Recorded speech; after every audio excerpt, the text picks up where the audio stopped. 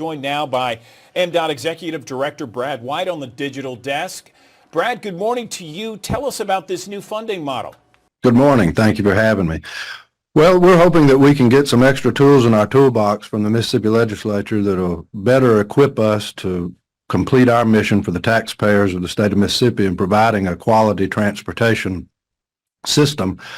Traditionally, all of our funding has been tied to the collection of fuel tax. The state of Mississippi would collect fuel tax and then divert about 75% of that to us for us to use in cooperation with our Federal Highway Administration partners to administer the program to make sure that we're maintaining the 31,000 miles of highways that we have around the state, as well as trying to increase its efficiency so that we don't have some of the traffic problems that sometimes can plague our roadways where the traffic has just overwhelmed the road's capacity to handle it.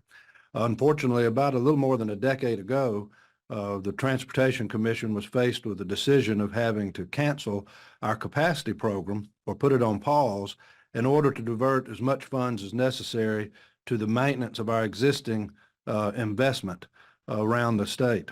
And the reason that that was kind of detrimental is the capacity program is the program designed and through which we turn 2-lane highways into 4 or 4-lane into 6. We build bypasses.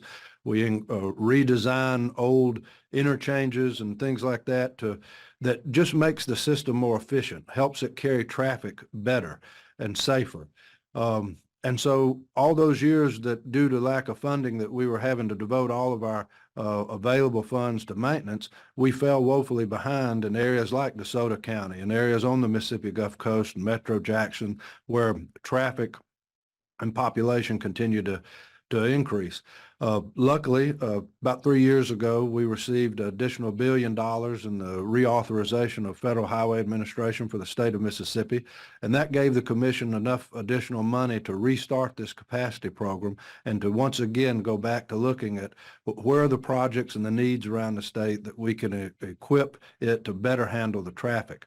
Unfortunately, if we're not modernizing our system, I'm afraid that we're soon going to fall back into the position of having to cancel that program, and I think that would be disastrous. So we're hoping that the legislature will look at ways within the existing revenue stream that the state has to redirect funds to the department in a more diversified manner.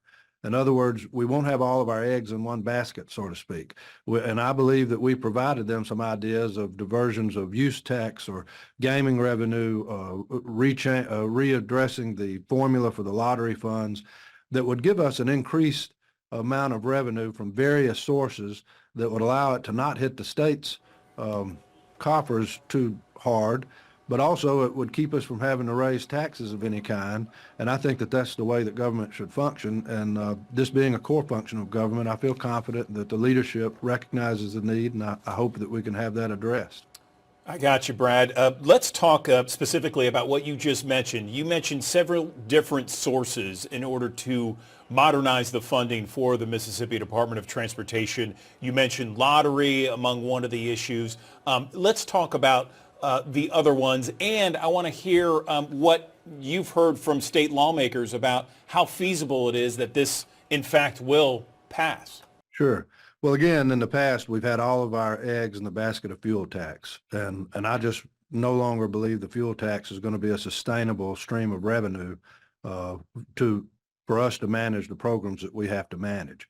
So this past year, our staff went to work looking through the Department of Revenue's annual report to try to identify some suggestions that could at least start the conversation and illustrate to the legislative leadership and the membership that there are ways within the existing revenue stream that they could plug the hole and fund MDOT to the level that would allow us to maintain our roadways the way that the taxpayers expect them to be maintained, but also continue to add to the system in a way that makes it more efficient.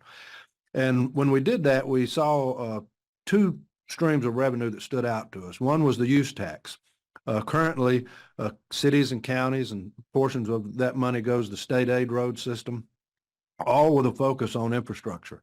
And then the remaining parts of it that are not obligated have been going back into the general fund to be appropriated out to whatever other needs the legislature saw fit. So we've proposed to them, you give the cities and counties 15% of that. What if you diverted another 15% out of the unobligated portion to MDOT for this capacity program to help us continue cash flowing these projects that are needed to widen the interstates, to widen the highways, to widen the bridges, to readdress the interchanges to the level that they need. The other revenue stream we looked at was the gaming revenue that traditionally has been used to help originally build up the roadways around where the casinos were going to be to address the increase in traffic in those areas many years ago. Still portions of that revenue stream are used to pay off the highway sinking fund, which are bonds that the state issued years ago for bridges or other type of transportation work. And there last year was about $160 million of that revenue that was unobligated that went back into the general fund to be appropriated out for a multitude of other needs and wants. And so we said, and what if you were to redirect those funds to us for the purpose of maintenance so that we can maintain the existing investment that the taxpayers have at a level that they deserve?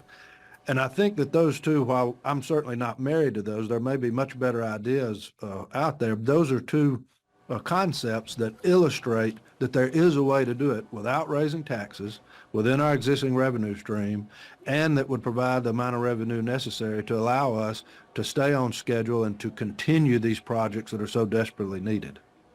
So there are thousands of people, tens of thousands that take I-55 both up and down our area in the Mid-South into Memphis, outside of Memphis. Where are we on the widening project of I-55 in DeSoto County? I-55 in DeSoto County is one of the greatest needs we have in the state due to just what we're talking about. The traffic there has just overwhelmed the road's capacity to properly and efficiently move it up and down.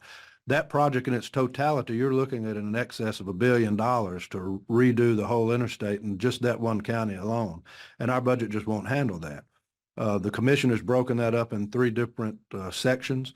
Right now, we're looking at one section that we're getting ready to have let a contract on for the construction to begin within the next year. We're still in need of that construction money or our ability to cash flow the construction of that project. But I'm hopeful that the conversations we're having with the legislature using projects such as I-55 in DeSoto County is the perfect example of where lack of funds allowed the department or caused the department to fall behind in making the needed improvements to keep it an efficient roadway, that they need to readdress our funding model so that we can continue making progress in doing that and getting projects like that to the street, constructed, and getting our roadways back to the level that we need. But with any luck, I hope that we'll begin ticking away at that stretch of I-55 in DeSoto County within the next year. How feasible is this legislative session being able to pass something that you're talking about where funding can come from gaming, use fees, lottery, that sort of thing? Well, I think that I'd like to think that it makes common sense to realize that we need to modernize the funding model to a point that our revenue is coming from a diversified streams of revenue. So we're not dependent on the ebbs and flows of any one singular revenue stream.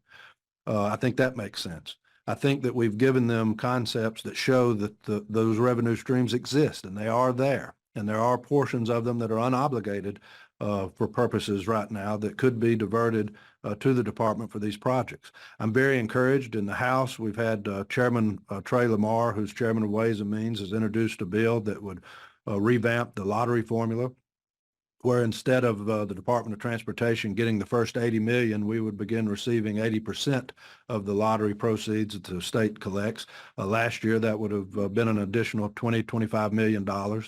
On the Senate side, Chairman Jennifer Branning has a bill that would divert portions of use tax and gaming revenue to the department, both for capacity as well as maintenance and rehabilitation. I think that's a phenomenal concept and one that we helped recommend. And I'm encouraged by that because Senator Branning not only chairs our authorizing committee of transportation, but chairs the subcommittee of Senate appropriations that deals with our budget, but also Chairman Briggs Hobson in the Senate that chairs the full committee of appropriations has his own piece of legislation that deals with diverting a portion of the use tax to the department to increase our revenue. And last year, 10% of the use tax would have been another $85 million.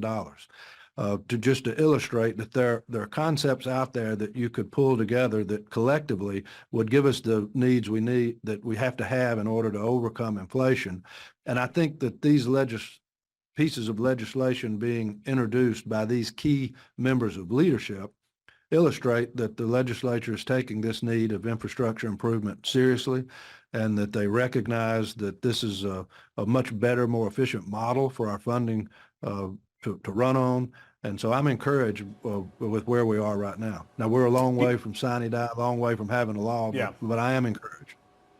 Before we let you go, Brad, what would you like to say to the people who live in DeSoto County and other areas of North Mississippi about the I-55 widening project?